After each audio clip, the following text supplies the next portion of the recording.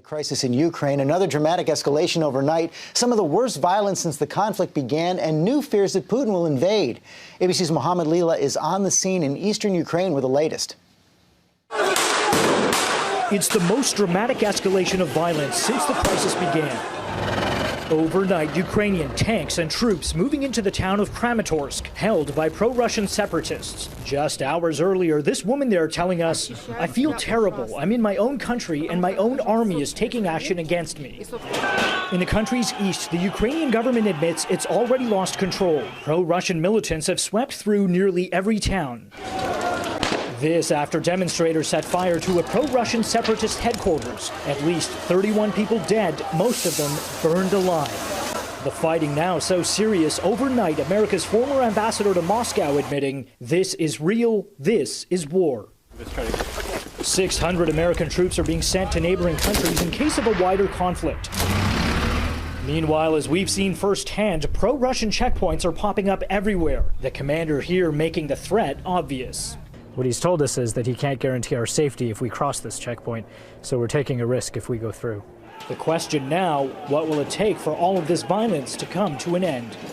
Ukraine's acting prime minister says we're now in the most dangerous 10 days of this conflict.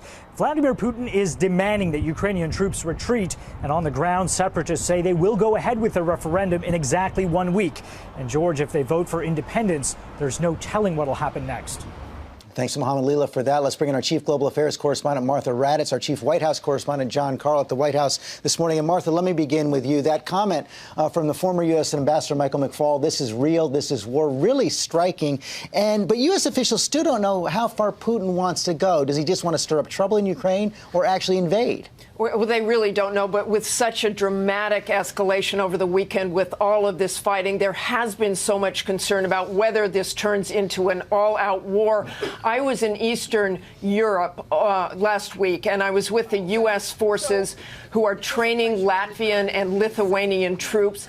The general who was in charge of those exercises said he is very concerned that Russia will go into eastern Ukraine. And, George, if that happens, I think you will see a lot more troops in our NATO allies in those countries like Lithuania and Latvia. And, John, one of the things we've seen with this struggle over sanctions is that the United States has limited means to deter Putin.